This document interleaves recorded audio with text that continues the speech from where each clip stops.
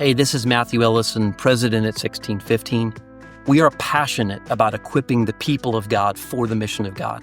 And one of the ways we do that is by providing Great Commission resources, just like the webinar you're about to watch today. We hope you are blessed by what you hear. If you have comments or questions, leave them right here. Welcome to our peer-to-peer virtual gathering for church mission leaders. My name is Carlos Negron. I'm the Director of Church Engagement for Mission Nexus, and I am your host for today's meeting. Matthew has a family situation. He won't be able to be with us today. However, I am joined by my brother, my friend, my mentor, Denny Spitters of 1615 Outfitters. Hello, sir. How are you? Doing well, Carlos, and looking forward to today's topic. And I think we're going to really be able to see some things that churches need to be aware of and that can really help their short-term missions engagement. I agree 100%. I'm going to introduce our special guests today, which are Asher Sarjent and Luis Lama, in a minute. They're going to go ahead and interact with us on the topic of short-term missions before, during, and after. Asher Sarjent is the outreach pastor at Valley Community Baptist Church in Avon, Connecticut. Asher has 40 plus years of ministry experience, spanning from the local church and nonprofit global outreach world. He's passionate about God's heart for the nations and those that are living on the margin of society. He and his wife, Pam, have been married for 39 years. That's like, that deserves a, Asher loves to travel. He loves to get out and explore. He loves hiking with his camera, capturing God's creation. He loves sports, cheering for his boys, the Dallas Cowboys. I know Luis is going to like that. And that's our brother Asher. Luis is the founder of Summit Travel. He was born in Lima, Peru, and he grew up in Texas. While attending Southern Methodist University, he had the opportunity to study abroad in England and Italy, igniting his love for travel. He earned 2 bachelors in 2004, graduating with degrees in corporate communications and public affairs and psychology. Luis served on a long-term missions in South America in 2008, and then he earned his master's in missiology in 2011 from Southwestern Baptist Theological Seminary. After serving the local church on the pastoral staff, he joined a ministry-focused travel agency in Dallas. Luis is passionate about partnering with ministry leaders across the nation to enable them to be best stewards of their resources in advancing the gospel message of Jesus Christ. Luis continues to go on mission trips, study the travel industry. He enjoys carpentry. That's good to know. Basketball and tacos. Who doesn't? Who doesn't? He lives in Richardson, Texas, with his wife and his daughter, Asher and Luis. Welcome to Peer to Peer. Well, hey, thanks, Carlos. It's great to be with you, and you as well, Denny. Thanks for having us on here. I got my start in missions, and particularly in short term, just after I graduated from high school in 1980. So this summer is going to be 45 years I have been at it, particularly short-term stuff. And yeah, I do have. I think I've got a few things figured out. But what I've realized is that you still got to take that posture of being a learner servant, and you can't think that, hey, I have arrived.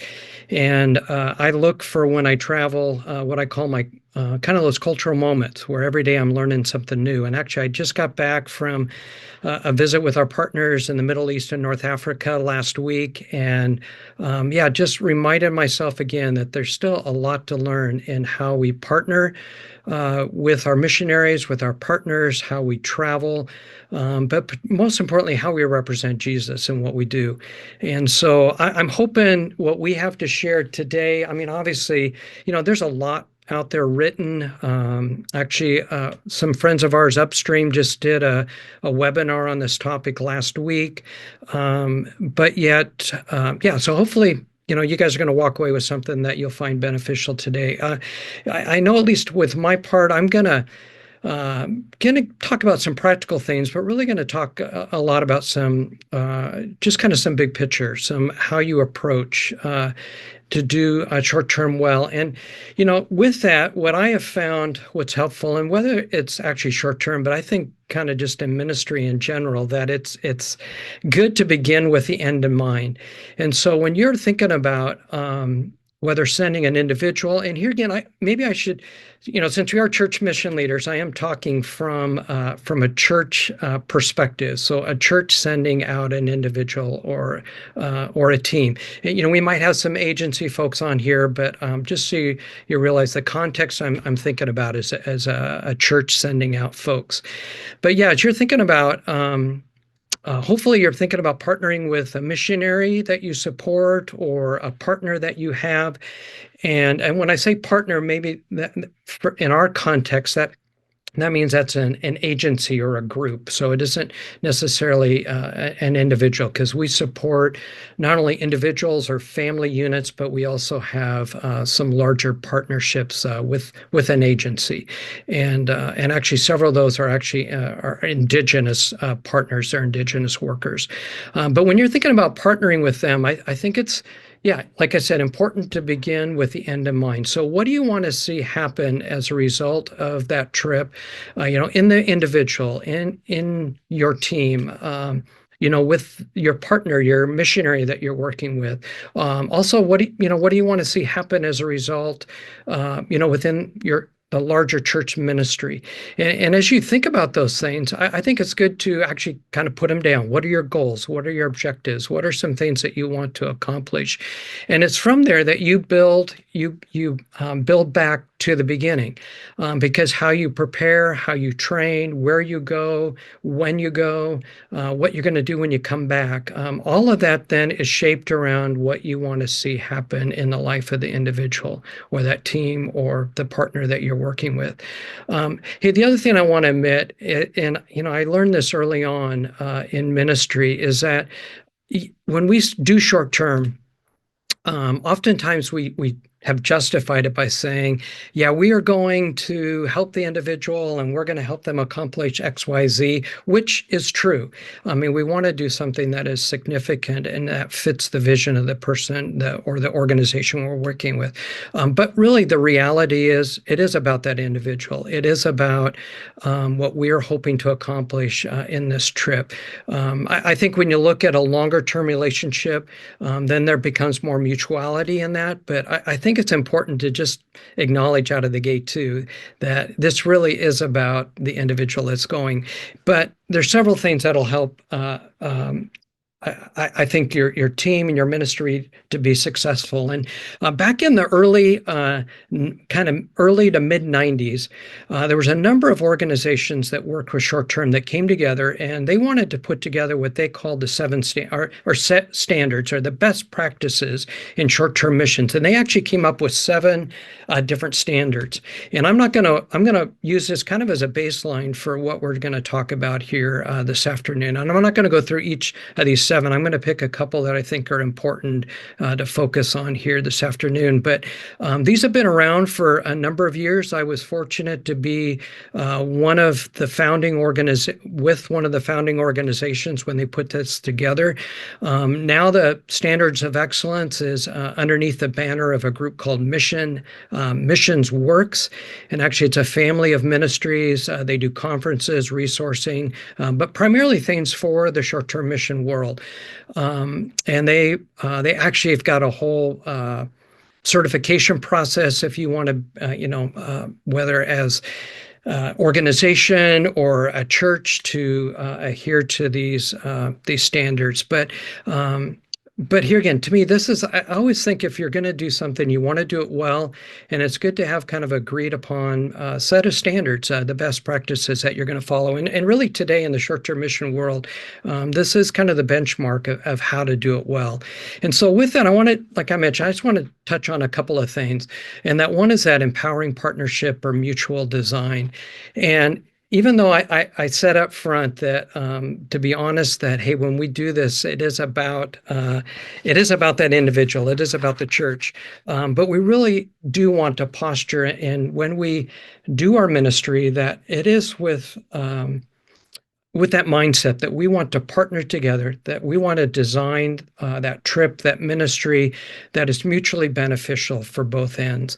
And so that takes a little bit of work. It takes communication. It takes not saying, hey, we're going to do something a couple weeks from now. It takes some time. And ideally, I love to have about an 18-month a ramp before our team goes.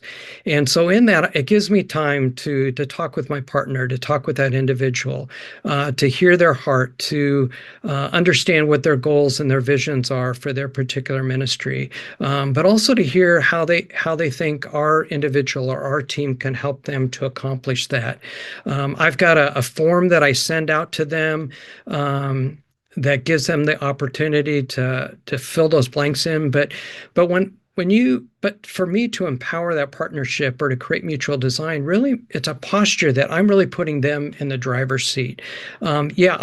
There's things obviously I want to accomplish from my end. I want my folks, their worldview to be expanded. I want them to pray differently.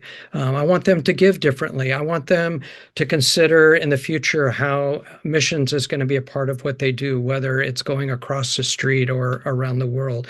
And so I'm designing things. I want them to grow in their relationship with Christ. I want them to become more Christ-like. I want them to be more compassionate for those who are less fortunate than they are. I want them to also see how blessed they are. And here again, I'm talking from a Western perspective, but we have been blessed, and so we should be a blessing to others. But with all that said, I really want us to take that posture of coming alongside our partner and letting them have the freedom to say when they want our team to come, how many folks they want, what type of people they want, what they would like them to do, and to honor them by saying, hey, that's what we'll put together, and that's what we're going to provide. And I wish this wasn't the case, but it used to be the North American church just had a really ugly reputation around the world. And really Americans did in general. But, it was sad when the church kind of followed that same pattern. And I think it's gotten a lot better.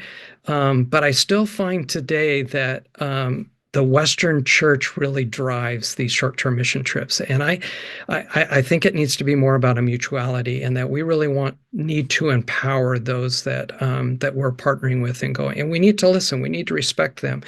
Because as many of you know, if you've been doing this a long time, it's a lot of work to host a group. And so we really do want to honor their time, but most importantly is we want to help them further the gospel witness that they have there.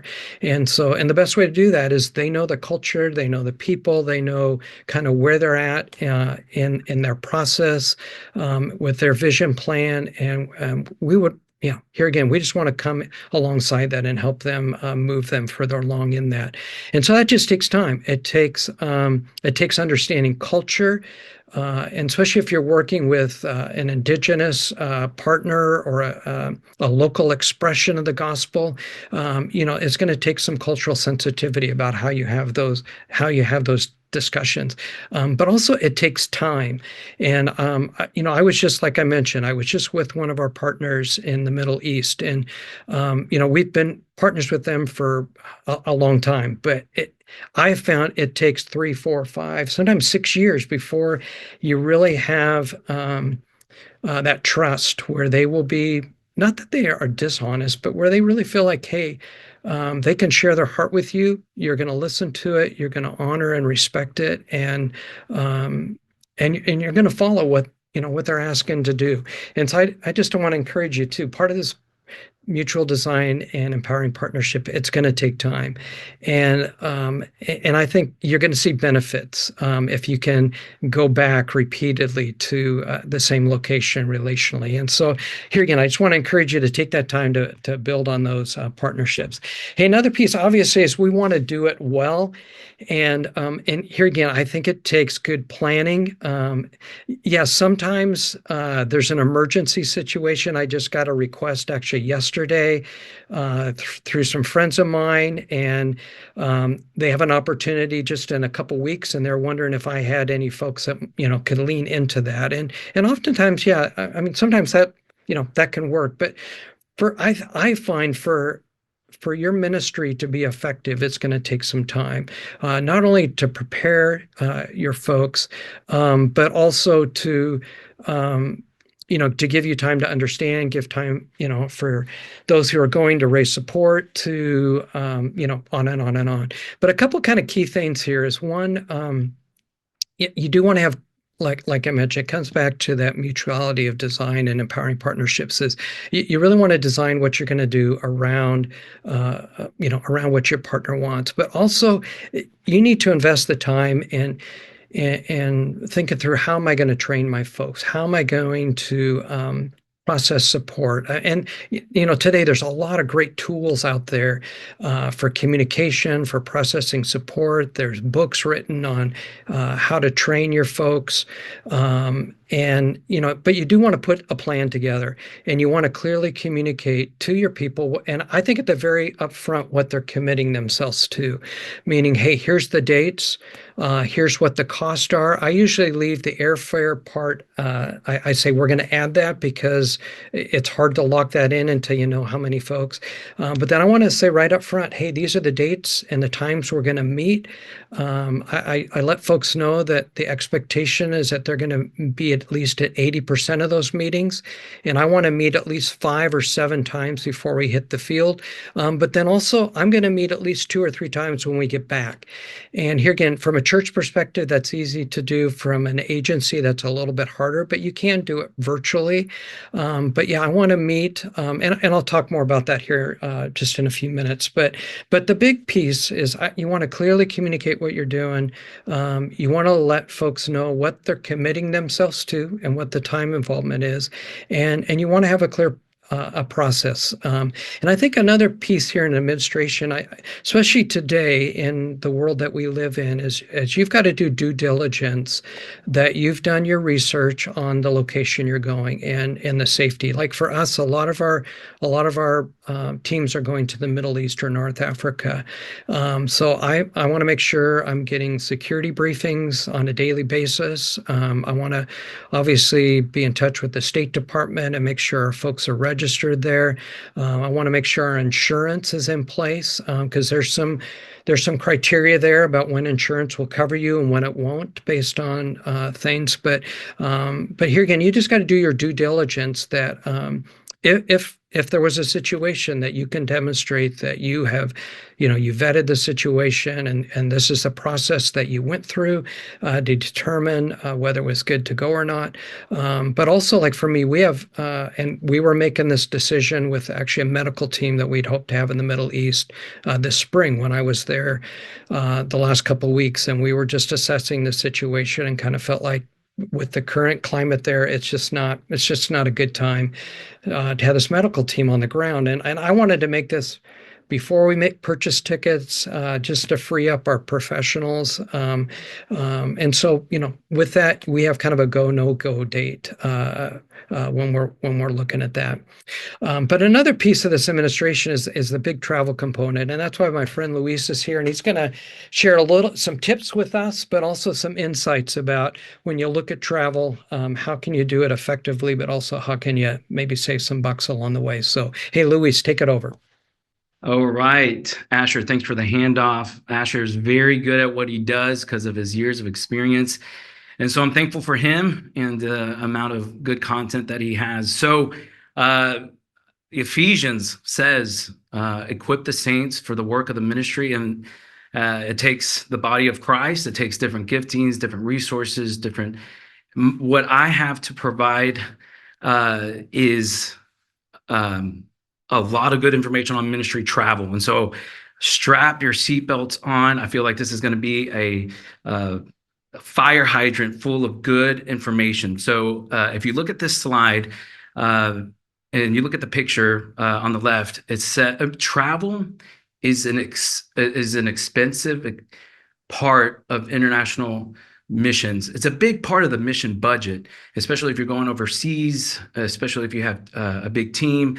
So it doesn't take much convincing to tell y'all if we reduce the cost and complexity of travel, then we can have these three things. Sending. We can send more people if we have a cheaper price point.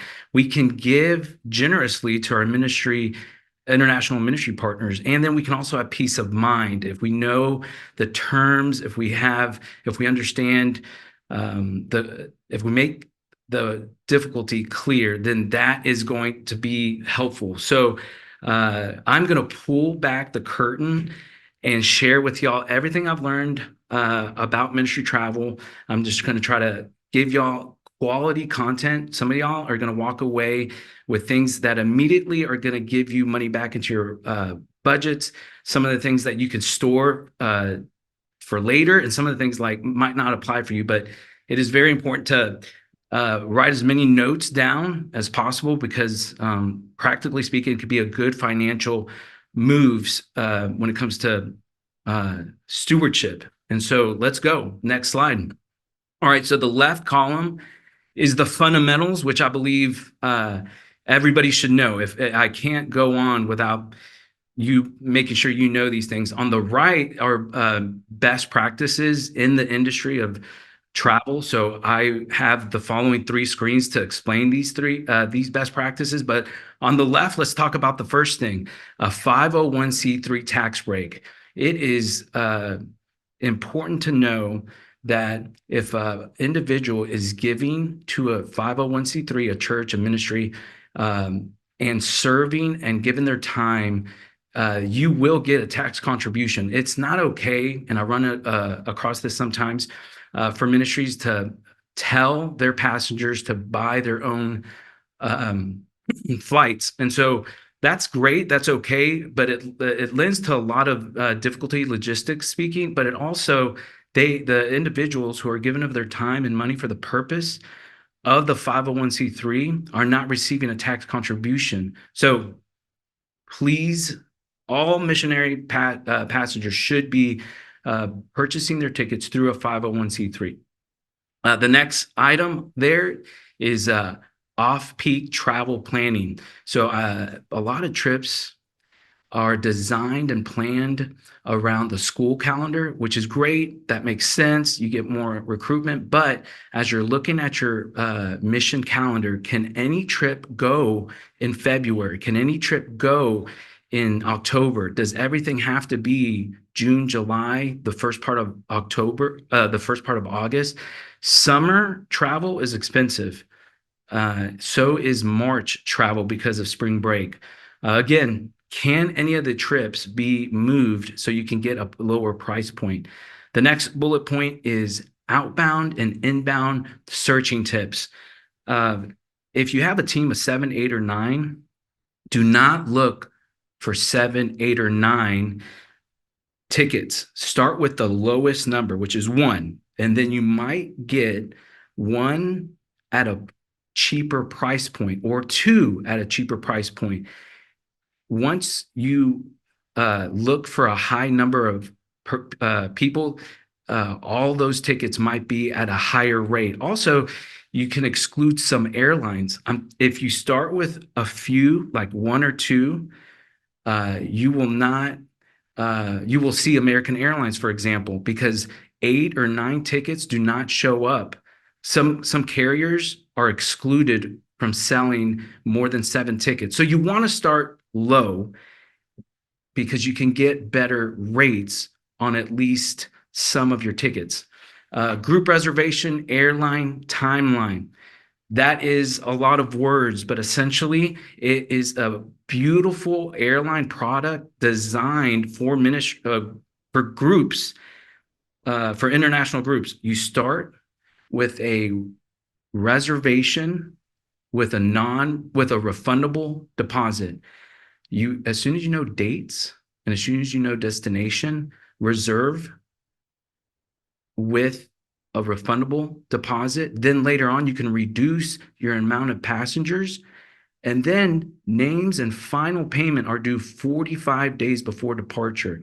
So if you know you're going and you know the dates and where you're going, go ahead and get a reservation, because you can lock in a better schedule at a better rate.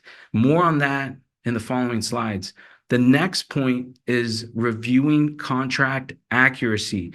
When you're looking at airport codes and when you're looking at times, it's not something you do with half of your attention. San Jose, California, and San Jose, Mexico is one letter, is SJU or SJO. You do not want to book something with something inaccurate. 11 a.m. and 11 a.m. and 12 p.m. is just 1 hour apart. And so when you're looking at connection times, you really want to like make sure you're seeing every line accurately. You don't want to make a mistake that's going to cost you later on in the timeline.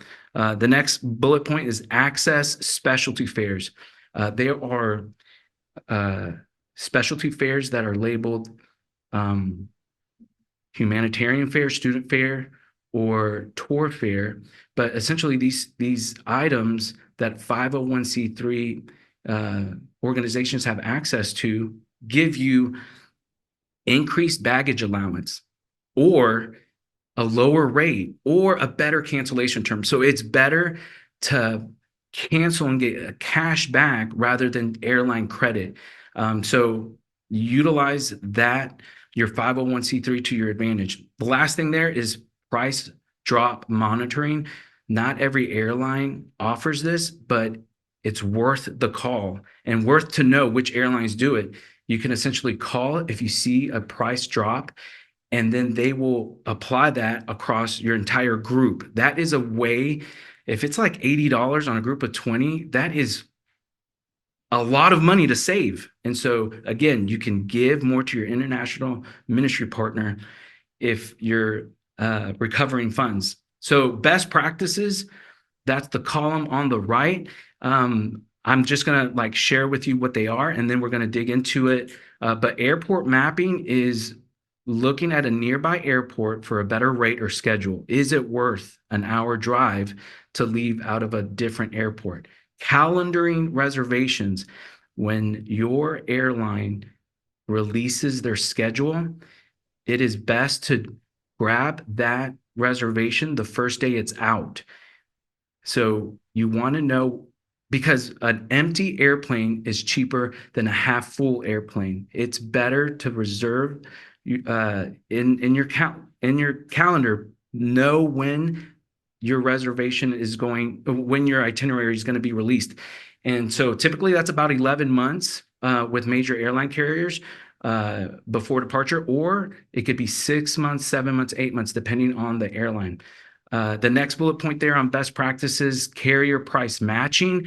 You can literally call the revenue management department or write them an email and try to get your flight at a cheaper rate if you know that a different airline has a better rate. Maybe you don't want their schedule, but you do want their rate. Next thing is strategizing utilization. That is code for how many seats are you going to utilize. You start with an optimistic number and you reduce to a more realistic number of your passengers. So you got to strategize your utilization. The next thing is linking to contracts. So it could be it could be a very wise thing to go to a major hub internationally, and then take a smaller regional flight to your final destination. And if you have, I say, 6 hours to overnight connection, you could save hundreds of dollars rather than paying for one ticket that gets you to the final destination. But there's some risk there, but if you do it right, you can save hundreds of dollars. Stop overpaid by carrier. I've seen this less after COVID, but essentially an international airline will allow you to lodge at their airport on their dime. And so if you have an international layover with Emirates, for example, in Dubai, or with Frankfurt using Lufthansa, or in Doha using Qatar, if you're staying the night, you might get your lodging paid for. There's some qualifications and criteria per airline, but that's a way to save money. Credit incentives is, hey, when you're buying $10,000, $20,000, $30,000 worth of airfare, getting 2% back or 3% back is significant, and it's being a good steward of people's tithe and contribution. And the last thing is qualifying agencies and agents. It is good to find someone who is great commission focused and not just commission focused. So we'll talk about all that. Next slide. Come on. There we go. All right, guys. Group reservations typically start 11 months in advance. This is a great airline product. You get to lock in your preferred dates and your preferred schedules if you do it ahead of time. So as soon as you know that you're going, and as soon as you know the dates, make your reservation. The next part right there is airport mapping. So I'll read it. Determine if the cost difference is worth it to change the originated airport or a destination airport. There's a ministry I work with in San Antonio, and we check often what the Austin, what the Austin rate is. Leaving out of Austin provides different schedules and a different rate, and sometimes it's $200, $300, or $400 cheaper to drive an hour and a half away to a different airport. Same thing with your destination. Is it available to land in a place where it's a farther airport than your destination is, but is it worth the price? I think it's always good to airport map, and all it takes is just looking at a nearby airport. And I can talk about that in a little bit. Carrier price matching, we talked about that. The key word there is revenue management department. Can you get your price at a lower rate if you prove that another carrier has a better rate? And that's depending on the approval of the carrier. So that is a very good thing to know. And then lastly, on this slide about group reservations, it's strategize utilization. So it is better to lower your numbers rather than increase your numbers. When you start a reservation, always use an optimistic number. Can I recruit X amount of people, 20, 30, 40? Start your reservation with that number, because you can reduce. If you do the opposite, if you start your reservation with a conservative number, and then you find yourself having to increase your passenger count, then those are subject to a higher rate. And it's also subject to inventory loss. Like, there might not be available seats on that schedule.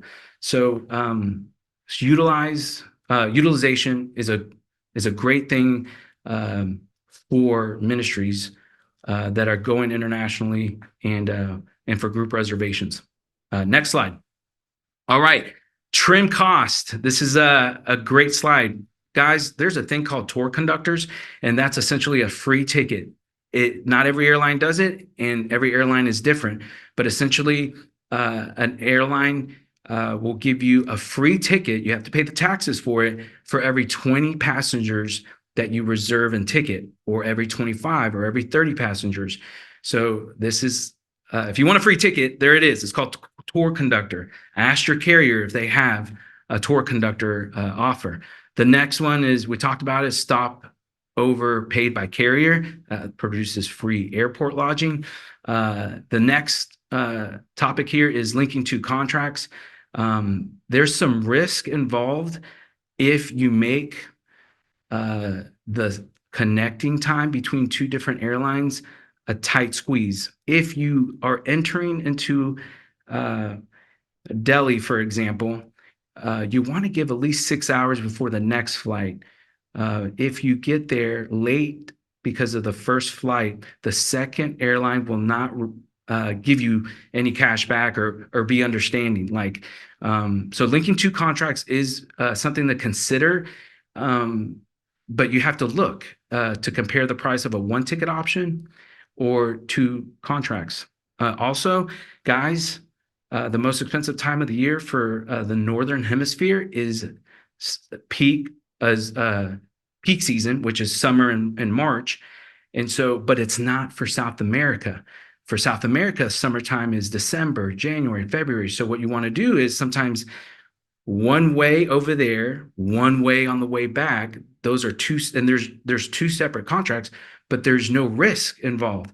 That return flight might be a cheaper flight because you're paying not a flight that's not peak season in the Southern Hemisphere. And then also, guys, I talked about credit incentives. There's a list there. Costco City Card provides 3% cash back. So that's, if you're paying $10,000 of flights, you're getting $300 back just because you utilized a particular card. Same thing for Chase Ink Premier and MasterCard Spark. So it's worth looking into if your ministry is doing a lot of travel to get one of these cards. NerdWallet is a good source to maybe look for more information on that. Next slide. All right. We're going. We're talking about a lot in a short amount of time. Thanks for keeping up. Unpublished specialty fairs. So this is not open to the public. These fairs are just for approved agencies. So better cancellation terms. Let me get into that. If you buy a ticket, before you click on Travelocity, on Orbitz, check if there's a specialty fair, because you might just get a better cancellation term. When's the next time you're going to use the credit of Ethiopian Air or, Air Serbia? I mean, it is better to get a cancellation term that gives you cash back rather than airline credit. That is one of the perks of getting a specialty fare. A lower rate is sometimes available for the same exact flight, and then increased luggage allowance. It's typically about $40 per direction for a bag, but if you have more like allowance, 2 checked-in bags or even 3 checked-in bags, that is a significant savings, especially if your ministry is taking resources. And then the last thing there is qualifying agencies and agents. Guys, you need to negotiate a per passenger rate. It typically is around $50 to $100 per person, which is worth it for every person on your team to have a professional on your side to help you navigate any travel emergencies and to handle schedule changes and to just be there in case of a cancellation, to get creative with you. That is worth it. So, but just negotiate, because if you don't know what your travel agency is charging you per person, you just didn't talk about that. That's a wise thing to do. The second thing there that I believe is you confirm who the contact person will be during travel emergencies. The whole point of having a travel agency and a travel agent is to get support. And so if you have to re-explain your situation and get transferred over from person to person, what's the point? If you're working with the travel agency, confirm who's going to help during those times that you actually need it. And then lastly, I said it, you partner with a great commission person versus just a commission person. There's reputable travel agencies and travel agents out there that their purpose aligns with your purpose. Next slide. Okay, so I gave you a lot. I think that is ministry travel agent level training. So congratulations. Here's some helpful websites. Travel Math gives you the distance between location and airports. Wikipedia, you can reverse engineer airports and carriers to try to get that 2-ticket option. Flight From gives you which airlines are used at which airports. Apply Join Sherpa is the same system that airlines use to give passengers information on what the country, your destination country, requires. What health forms do you need? What visa requirements? Travelstate.gov, it gives you the safety measurements. Skyscanner, that last website, gives you access to airlines that are not TSA approved. So small foreign regional airlines, you can get their price and you can book through skyscanner.com. And so congratulations, guys. For any further guidance or help, you can email me, contact me. That's awesome. Luis, thank you so much. And Asher, we want to get to some of the questions. We've had some people already in the chat just writing a lot of questions. Thank you for the information, because we're going to try to get through all of them if we can. Of course, they can contact you. Is that correct? At the information that was there. I don't know if you can put it on the chat, and maybe your email also, and Asher, also you, if you can go ahead and do that. So Denny, do you want to go ahead and kind of take care of some of those questions? Yeah, there are a couple here for Luis that I think would be helpful. One person asks, Carly asks, are there specific companies you can recommend who help churches with group airline reservations? You kind of answered that, but anything specific more? Yeah, Carly, great question. You can look at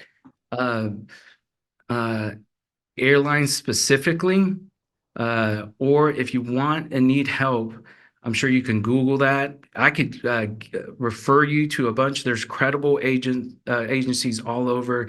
And so I'm the founder of one travel agency that's trying to accomplish great things. So you can talk to me as well. Yeah. Hey, Danny, I'm going to just add something here. I mean, Luis, you've done a good job, and I know it's always hard to self-promote yourself, but I'll just say from a mission pastor perspective, I learned the hard way that, man, it's just better to work with an agent to help me with my group planning. Especially, I mean, like this year, I've got 8 teams going out, and man, I don't want to spend the hours trying to figure out, or my assistant, figuring out all that stuff. So, man, yeah, I mean, working with an agent, travel agent, can save you time, but also money. But also, well, yeah, a couple more questions, and then I'll wrap up with a couple other thoughts, Denny. So go for it. Yeah. Do you serve, Luis, do you serve only mission teams, or do you also work with agencies as well with this? Yeah. So my bread and butter, my focus is ministries, people that are spreading the good news and making the name of Jesus famous. So it's not leisure travel at all. I'm part of ASTA, which is an association for travel advisors.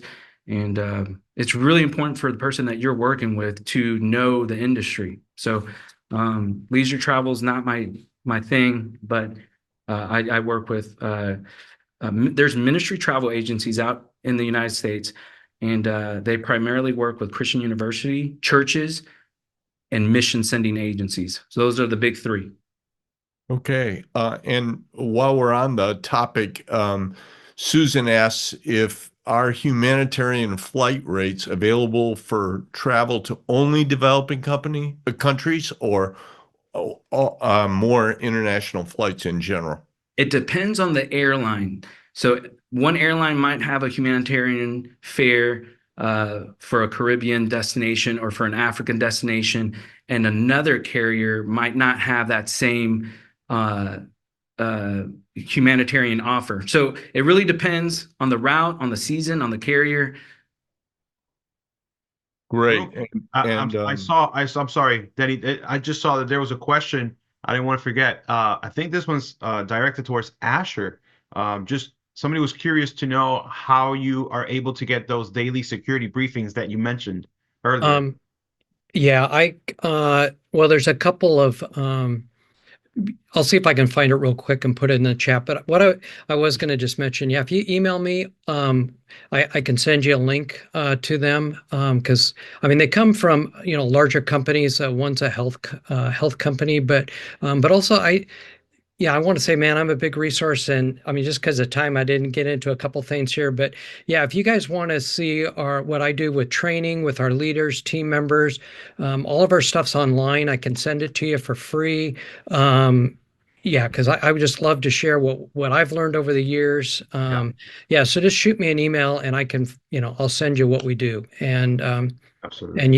you can feel free to do whatever you want with, well, I went ahead within and put reason, the but email yeah. on the chat. I went ahead Yeah, and put the yeah. email on the chat for those that are interested can go ahead and shoot you an email. And Luis also, I think there's your emails there for them to know. So Yeah, but I can send you. I've got a process of how I assess where we're going, and so I can send you. I've got a matrix of kind of how we determine those kind of things, so I can send you that as So well. I'm gonna say this real quick, and I told Asher already about it, but I do a monthly newsletter for church mission leaders, and there was one a few months ago that was focused on short-term mission trips, and I sent actually Asher Road. He was our guest writer for that newsletter, and he sent a resource. He gave me a resource that he put together, and I said, "Hey, can we share this with the community?" And he said, "Absolutely." And I shared that with a lot of people who saw it, and immediately and I told Azure, I never had so much feedback from a newsletter in my life. And it was just basically people saying, "Thank you so much. This is great. This is a great resource." Basically is building for long-term personal change, I believe is Yeah, yeah. and man, people have been using it. So praise God for that. I just want to say that was a great resource and thank you so much for that. You bet. You bet. Yeah. But I Yeah. want to say too, kind of with that, I mean, 1615 has got some great resources. As I mentioned, Upstream Collective has got a ton of stuff. Michelle's got stuff on short term. Yeah, so there's some good orgs out there that have got some quality stuff. Not only, hard copy or electronic resources, they've got videos, other things as well for you to utilize. Awesome. Asher, one of I think the excellent points that was made in that document, and I hope we put a link, Carlos, to that, because I thought that building for long-term personal change piece was really, really good. It brought focus not only on debriefing, but how to follow through after you've come back from the trip. And maybe you could comment on that a little bit. How can churches mentor and disciple their short-term missions teams for long-term kind of a post Yeah. short-term mission discipleship in their local church? Yeah, well, that's a good question. I mean, because actually for years, it was kind of the black hole of short-term missions is when people came back from a trip, is that, yeah, they get off the plane. Yeah, maybe a week or two afterwards, the group would get together, share photos, tell stories, and then everybody kind of would go their way. And, you were just hoping that the Holy Spirit was still working. But really it takes intentionality. And I put as much effort on the backside in as I do on the front side. And so, like I mentioned earlier on, I require folks to meet at least 3 times. And I mean, it's hard to get them there, but I've tried actually even paid people to come, to say, hey, I'll give you a discount on the next trip or whatever. But I found, um, if you're intentional about it, and part of that is on the front end, I ask some questions about why they want to go, what do they want to see God do in and through them, what's something that they're concerned about, and then I follow up with those things on the back end, and I want to see how it went. And so it's that intentionality about meeting, about asking good questions, but then having resources. You kind of do a triage to see where they're at in the response, and then you plug them in from there. But you've got to be intentional. And so, yeah, I definitely will meet at least 1 or 2 weeks after we come back. I try to meet at least within 1 to 3 months, and then again 6 months after that, and you build off of that. And then, but also it's not just you; it's your team leader, it's your mission team can help lean into that as well. You can have other ministry staff, if they're coming from your student ministry or young adults or, your adults, depending upon the structure and the resources at your church, but, at least for us, our church is kind of in our DNA, is that we see this as a discipling opportunity. So all of our staff is kind of dialed into that as well, and is that part of that follow through. Right. Yeah. Yeah, I have found that that's so critical. The front end often is kind of ignored. Maybe you get together once, and I think that the more you have on the front end, and maybe you could comment to this, the preparation and appropriate training to go. There was a point at which we decided part of going on the short-term trip was making every meeting you were allowed to miss one, and there were like 3 or 4 that were prep meetings before you go. And if you miss more than that, you couldn't go on the trip. And it brought the seriousness of the trip and the focus of the trip to bear well, and people really dug in more. Why do churches often miss this? And what resources might you recommend to help assist churches in that preparation and training piece? Because especially if you're a smaller church, you don't maybe have all that easily at your disposal, within your world. Yeah, I mean, you're right, Denny. I mean, I think here again, it's that intentionality. I mean, if you want to see life change happen in an individual, it's going to take time. It's going to take time to invest in them, but also how you disciple them and what material you use it takes some time. So, I mean, kind of two good resources that I've used. One's called The Next Mile, and actually through Mission Works you can get that. And it's designed actually on the back end, and actually, well, okay, I'm tooting my own horn. All the stuff in there I wrote. So, but I mean, I don't necessarily get credit for it, but it's, my fingerprints there. But the other, Tim Dearborn's got, I can't remember the name of his book, but he's got it's a good preparation. And he's got, things in there for your team meetings. There's stuff for the team leader, and then there's stuff when you get back. And I forget the title off the top of my head, but Tim Dearborn, he's got a revised version that's pretty good. And but those are two, just for kind of a turnkey for you to grab. It's got a student handbook, it's got a leader handbook, and it just kind of walks you. It's got everything from the timeline, helps with promotion, just thinking through all of those logistics. But like I said, would love to give you what I've used over the years. Just email me and I can send that to you as well. Luis, what are 1 or 2 mistakes that churches make when they plan travel or they're planning their entire trip? And Asher, you could probably speak to this too from experience. Things that they haven't considered and that they might need to think about if they're making these travel plans. And it's just kind of like, well, we got the flights and we're ready to go and everything's in place. And like, oh, I never thought about, Asher, you mentioned before, insurance. Insurance? For what? Why? Yeah, I can speak on that just briefly. I think, Denny, great question. I think the biggest mistake people make is waiting to purchase airfare when they have all their money and a confirmed roster. If you have a group, you do not have to wait for that because you can just reserve early. And by waiting, you will get leftover schedules that are typically not as good. You miss out on direct flights. Or longer connections are now your world. And then also, it's you want to reserve early so you can have a better rate. So that's a big mistake, is waiting until you get all your money and a confirmed roster. The second mistake is before you click, check to see if there's a humanitarian fare. I mean, there might be, and it just is worth it because you might have a better cancellation schedule, a better cancellation term, more luggage, or a lower rate. So as a 501c3, get access, use it to your full advantage to get what airlines are giving 501c3s.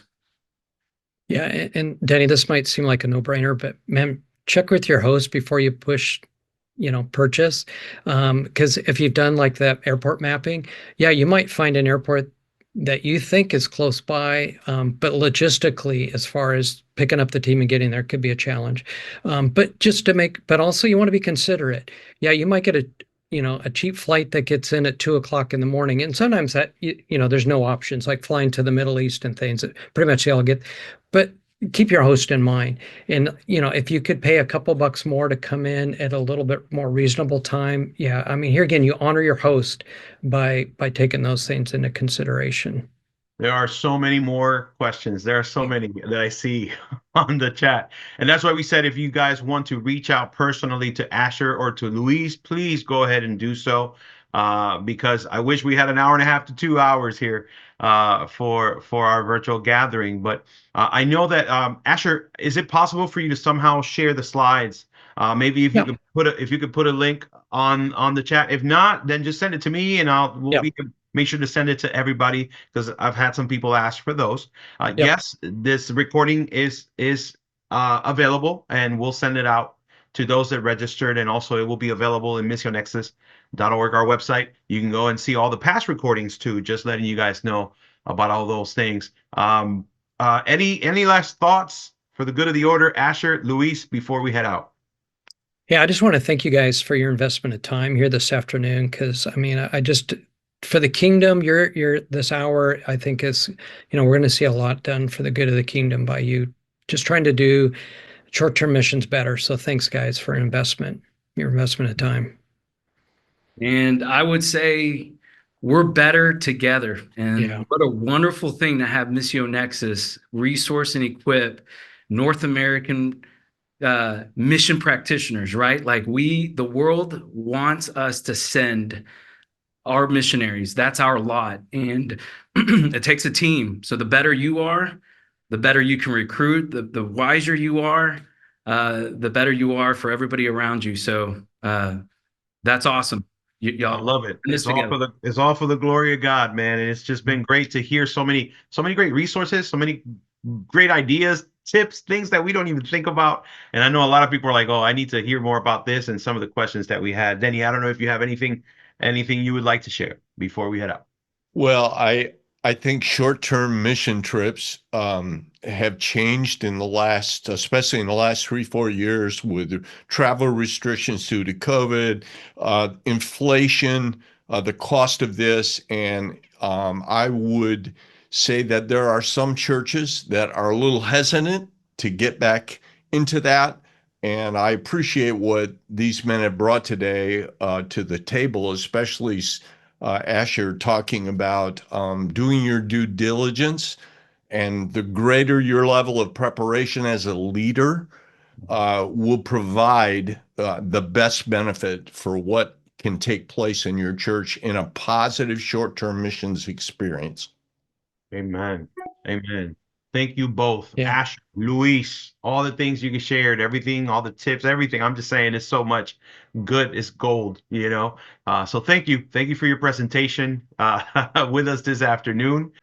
Well, we hope you are blessed by what you heard today. To learn more about the ministry of 1615 and how we serve churches, simply log on to 1615.org. And by the way, don't forget to like and subscribe.